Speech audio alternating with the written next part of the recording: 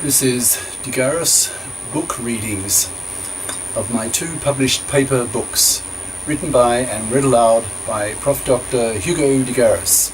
Email profhugodegaris@yahoo.com. Website profhugodegaris.wordpress.com. This is Chapter 6, entitled The Artilect War, taken from my book, The Artilect War, Cosmists versus Terrans, a bitter controversy concerning whether humanity should build godlike, massively intelligent machines.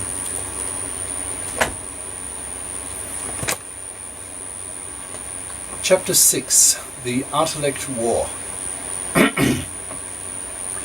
Trying to predict the future is always hazardous. So the ideas in this chapter concerning how I think an Artilect war might heat up and boil over are obviously tentative. However, I'll try to make the various steps as I see them in the progression to war sound as plausible and as realistic as I can. There are powerful arguments that make the idea of an Artilect war very plausible for me. If I did not believe this, I would not be writing this book and would not be lying awake at night fearful for the future. In fact, I'm so worried about the prospect of a major war late this century that I feel fortunate to be alive now. We live in a relatively peaceful time, except for the usual local wars that always seem to be with us somewhere on the globe. This rather peaceful time is sandwiched between the two great holocausts, that is, between that of the Second World War, mid-20th century, and that of the coming Artilect War of the late 21st century. The Europeans of the 19th century lived peacefully for most of it. It must have been difficult for them to imagine the horrors of trench warfare in World War I. It was a golden age for them. I fear for my grandchildren, who will have to face the gigadeath future I am predicting will come. I will not see it. I will die peacefully in my bed in the 2030s. My grandchildren will be living and dying from the 2000s to the 2090s. They will see it and they will be destroyed by it. As I've mentioned earlier, I believe the Artilect War will not start soon. Its causes will brew for many decades and probably only erupt late this century. At first will come the debate, initiated by intellectuals and by techno-visionaries like myself, joined later by the journalists, and finally the general public.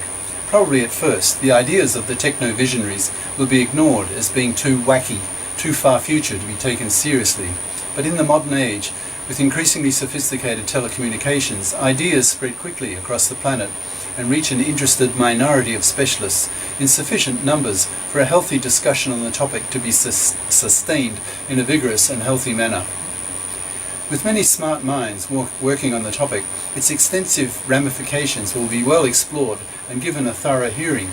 As a result, the likely steps in the progression towards an Artilect war will become clearer. Personally, I imagine that the intellectuals will begin a vigorous debate on the rise of the Artilect this century, well within the period 2005 to 2010. Ad libbing now. Remember, I wrote this book in 1998, and I think that prediction turned out to be quite true. One of the major aims of this book is to ensure that this happens. But since the creation of artificial brains, having real artificial intelligence, is a very challenging and difficult enterprise, it will not be achieved within the next few decades, I believe. We will have artificial brains of a sort within the next decade, otherwise my own work will have been a failure. But they will be primitive affairs compared to what later decades will provide. For example, by 2030, artificial brain building will have benefited strongly from knowledge furnished by neuroscience on how the human brain works. It will also benefit from nanotechnology, as the latter provides the means to build a molecular scale engineered versions of this new knowledge.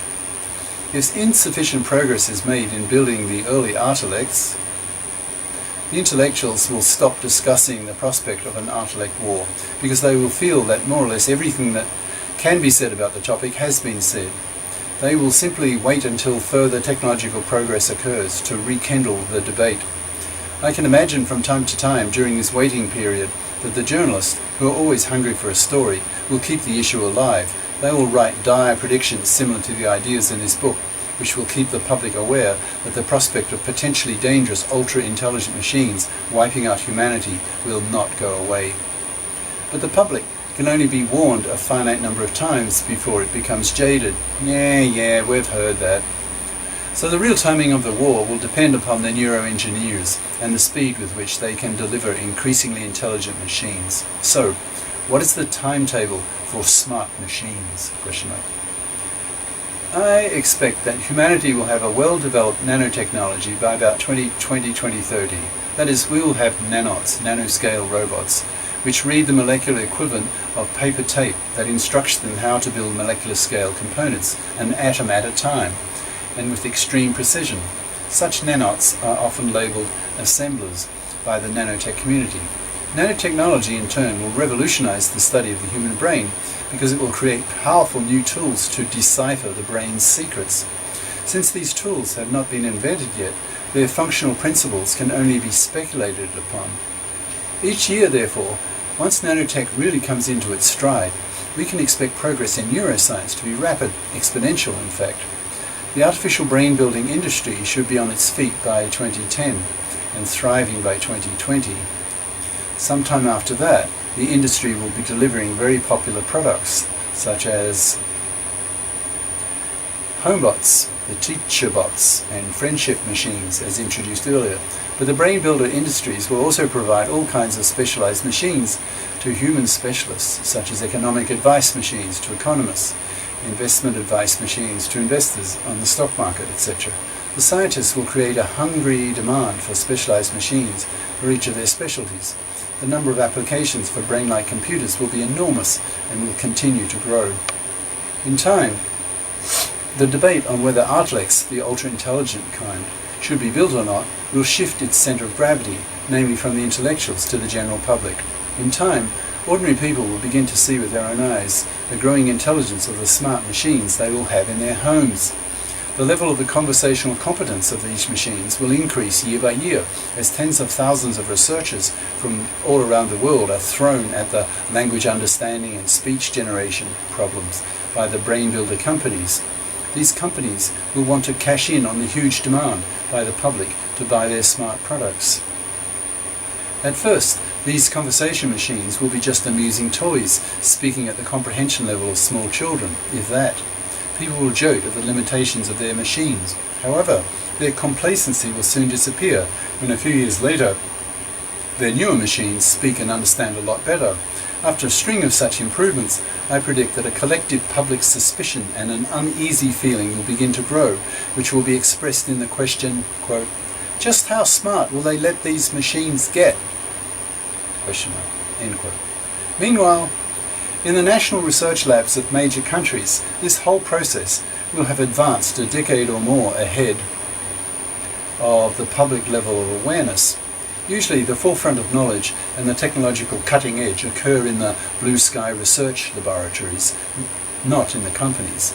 The labs do the research, the companies do the development on the whole. Once a new product becomes conceivable, companies are usually pretty quick to develop it and put it on the market. Otherwise their rival companies will beat them to it. So the delay between company thinking and public thinking is usually only a few years, whereas the knowledge gap between the researchers in the labs and the public can be a decade or more wide. The researchers will express their fears in the first wave of publicity over the Artilect controversy. We researchers are the people who are responsible for the problem in the first place. We are also the people who are best informed and most far-sighted about the problem because it's our job. We are selected and paid to be like that. The national labs and the universities will create their own research projects on the Artilect issue. The social scientists and the philosophers will also get into the act with a few years' delay once they have read the early works of the techno-visionaries. But since these people are such a tiny minority of the population, they will not have much of an impact on the politicians as long as real Artilect progress is slow. The techno-visionaries and the Artilect research establishment will, like the general public, have to wait for real artilectural progress at the hands of the neuroengineers. But the world will not have to wait many decades. Progress will be exponential. That uneasy, worried feeling of the public as it sees its machines getting smarter and smarter every year will find its political voice as the Artilect debate heats up. Priests, ministers and rabbis in their pulpits will raise their voices. Speakers at local political meetings will start raising questions, quoting the more memorable lines from the books of the techno-visionaries. National politicians will sense the public mood and start raising the Artilect issue once they see that it has become popular and acceptable to do so. Prior to that, most politicians will think of the Artilect issue as a piece of science fiction and not take it seriously, as will most of the public. What next? Once the issue is raised by popular demand, what then? It is at this point that the Artilect controversy will start to heat up. People will take sides, and the issues will become more sharply focused in the public mind. More books, both technical and semi-popular on the issue, will be published. The emotional tone of the debate will rise a bit as the level of anxiety increases. Initially, nothing concrete will be done due to inertia. So long as the smart machines are performing useful functions and no one is hurt, then almost no one, except for a few extremists, will be sufficiently motivated to do anything.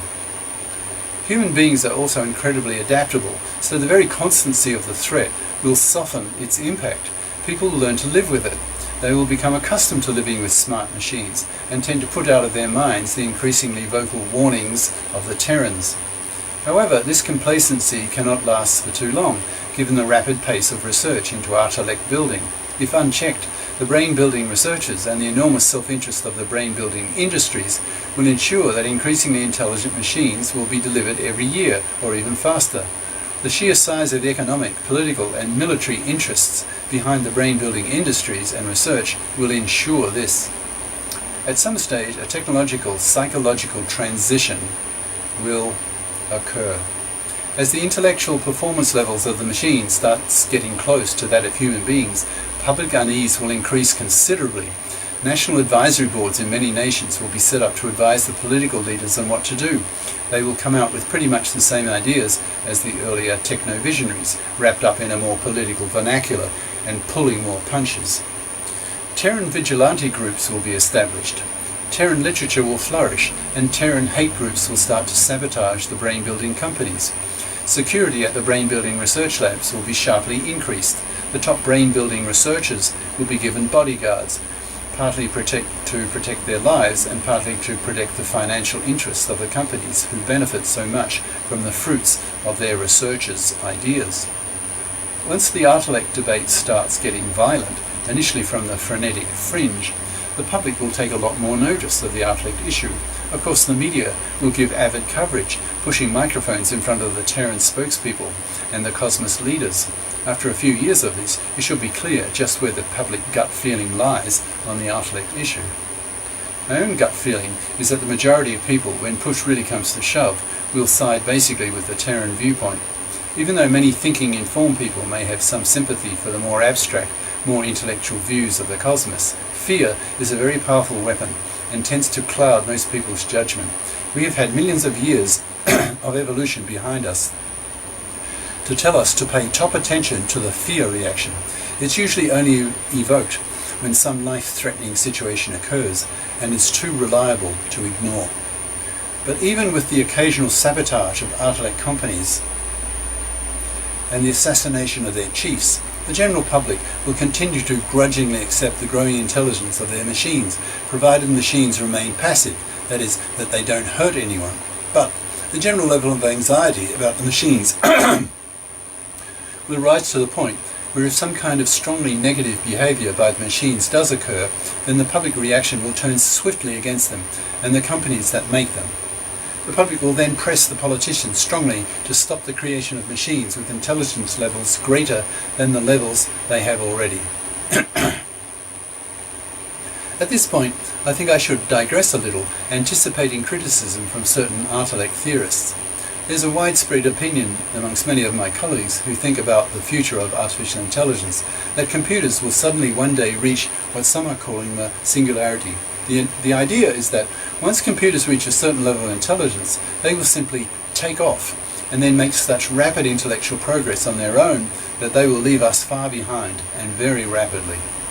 These colleagues feel that once the Artilects become as smart as we are, they will be able to take advantage of their million times faster, that is electronic versus neural, thinking speed to design better, smarter circuits for themselves, and then use these circuits to design, evolve even better circuits, etc. ad infinitum. The speed then at which these computers would increase their intelligence would scream upward off the chart. I think these ideas will eventually prove to be true, but the critical point here is that these machines first have to reach human intelligence levels. Achieving that level is a major undertaking. The human brain is a product of evolution, a hodgepodge of neural attachments to neural attachments, many thousands of them, which over thousands of human generations have been added onto the brains that already existed. Figuring out how this ultra-complex and chaotic biological brain works will take many decades. My feeling is that we will discover how the brain works, a piece at a time, and since there are so many pieces, and that they are interconnected in such complex ways, it will take many decades to unravel. We will probably get there in the end, but it will be a stepwise process. As soon as one piece of the puzzle is deciphered, that new piece of understanding will be translated into the latest technology and put into our newest model Artilects. Neuroscientists and neuroengineers will become almost indistinguishable. This implies that intellectual intelligence will probably not suddenly reach a threshold value and then take off. This is an assumption of mine, and I may be wrong about this. In fact, the uncertainty about whether the singularity scenario is valid or not merely serves as further ideological fuel to the Terrans and could be readily added as yet another argument to the previous chapter. If the singularity can be reached rather easily, that is, if only a few of the pieces of the intelligence jigsaw need to be unravelled by neuroscience and placed into the Artilects to enable them to take off, then the Artilects could accelerate away from human control in seconds. If this happens, then our fate as human beings will lie with the Artilects, and the whole Artilect debate will become irrelevant. It's precisely the wish to avoid such a scenario that the Terrans will insist that such experiments never be carried out. But I really don't think this will happen in the next 50 years or so. It may happen eventually, once enough pieces are deciphered, but that's probably more than a human generation away. There will therefore be time for partial successes or partial disasters to occur, and by that I mean the earlier Artilects will have enough intelligence to be threatening, but not enough to reach a real singularity. Once Artilect technology approaches human levels in some aspects, I think it will be only a question of time before something somewhere goes wrong. I use Murphy's Law here, which says in this context that once Artilects become smart enough to do something really wrong, they will, sooner or later. I doubt that this incident, whatever it is, will take place first in people's homes. The Artilect companies would have too much to lose if they sent incompletely tested Artilect devices into people's homes. Household Artilects will be very thoroughly tested in the development labs and the factories, and will be made as human-friendly as possible. But with massively complex artificial brains, it will be virtually impossible to test everything. So it's possible that the homebots might go amok, despite all efforts to the contrary. In case this happens, as a precaution, the homebots will not be made very strong, so even if they do decide, for whatever reason, to harm human beings physically, they would not have the physical strength to do so. However, physical violence is not the only way to harm human beings. A truly intelligent and evil Artilect could easily poison its owners by pouring dangerous chemicals into the drinks it serves. Maybe this kind of Artilect might create the incident that sparks the world's imagination and leads to a mass rejection of the smart Artilect, the Smartilect. It's difficult for me to predict precisely what form the incident or series of incidents will take. It may be something like the poisoning incident, or that smart soldier robots get out of control, or that smart weapon system networks get too autonomous, the scenario of the Terminator movies, or the stock market gets jolted in a major way and millions of people are put out of work, or a network of smart Artilects blackmails its programmers to give it the hardware it wants, or it will cause millions of machines to switch off, or ... The more disastrous the incident, the bigger the Terran rejection, and the bigger the political outcry will be to place a ban on further increase in intellectual intelligence levels. After years of a growing fear of the ever-smarter Artilect, humanity will put its foot down heavily, and the United Nations will probably attempt to ban Artilect building beyond a certain humanly safe intelligence levels. But this ban may not be agreed to quickly. The world economy, as mentioned earlier, will by then be based on smart machines. The captains of the Artilect industries and the world's politicians responsible for employment policies will not make such a major decision lightly without being severely pushed. Perhaps a longer series of incidents will be needed to create enough popular pressure to force the politicians to place a ban on further Artilect development. If this incident occurs before 2050, it's probable that the planet will still not have global government. So it's possible that there will be international disagreements over implementing such a ban. Japan, for example, has few raw materials and may suffer greatly if it loses its status as being one of the leaders in Artilect research and development. I assume that since Japan is the current world leader in robot development and heavily committed to research into electronics and robotics, it will remain one of the world's leading brain builder nations in the time frame we are talking about. If Japan respects the ban, but some other countries do not, for example Korea or China, then those other countries could catch up with Japan in their abilities to produce advanced Artilects. Japan would lose sales, and its standard of living would decline dramatically if a high percentage of its national wealth is linked to the brain builder industry. Japan may have no choice but to resist the call for a worldwide ban. Such a development would not surprise me. We cannot assume all countries will agree to such a global ban at the same time. Assume, though, that most of the advanced countries do create a ban on Artilect development beyond a certain safe artificial intelligence limit. What happens then?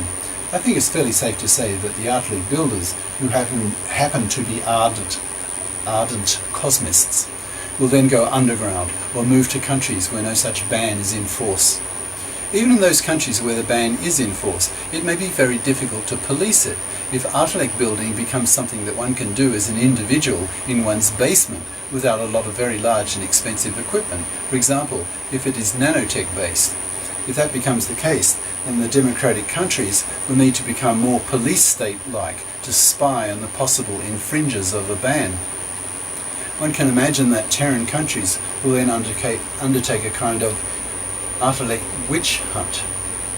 Ardent Cosmists will be fired from universities and research labs and will then be spied upon in their homes on a regular basis. They will be snooped on with high-tech spy equipment so that they do not continue their research on their own.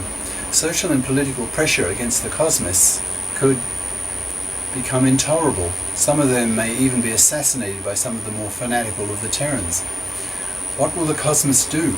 One obvious answer is that they will move to where they can work in peace.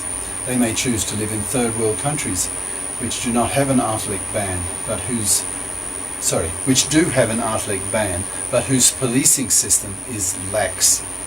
Their freedom of action may still not be total, because they may still suffer direct or indirect harassment by the CIA and similar organizations of other first world Terran countries.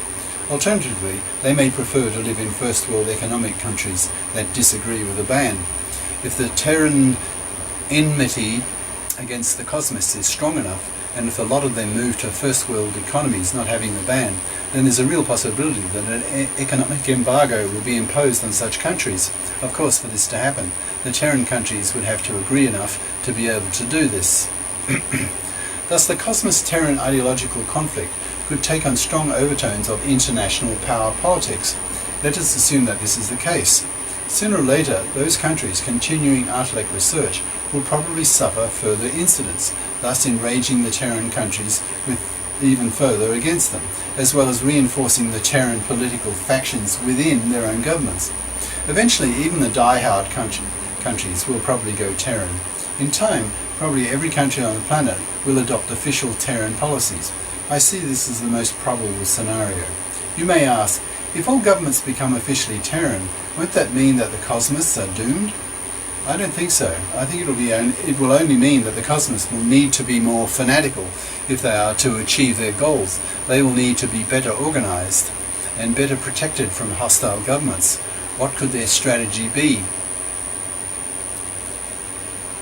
I will not live to see the Cosmists solve this problem in practice, but I can role play. So can my readers.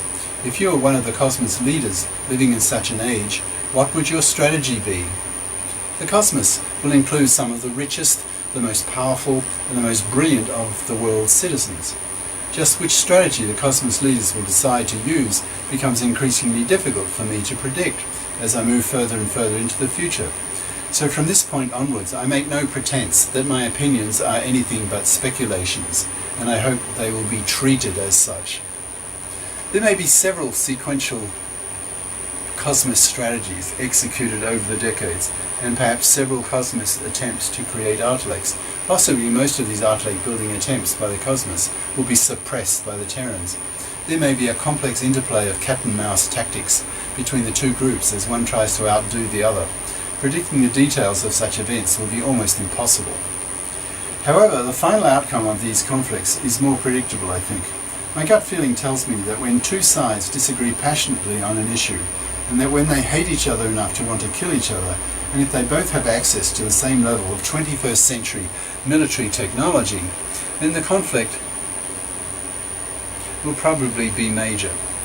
If the early Cosmist groups are destroyed by the Terrans, then other, probably younger Cosmists will take their place, presumably learning from their predecessors' mistakes and hating the Terrans even more. Given the impossibility of predicting a blow-by-blow account of how the Artilect War will unfold, I present my own speculative account here and hope that you will interpret it simply as a sample scenario of what might happen. Perhaps you'll be stimulated enough by it, or will be critical enough of it to dream up your own scenario. Remember that one of my aims in writing this book is to help initiate an Artilect debate. Speculating on future Cosmic and Terran strategies is part of that debate. There are many possible routes into the conflict, I believe, but I think the final outcome will probably be the same, that is, a major Artilect war, or several of them. The most horrifying conclusion, however, is the realization that a major war with 21st century weapons technology probably means giga-death. With the qualification in mind that I have no crystal ball, I begin my own speculative story.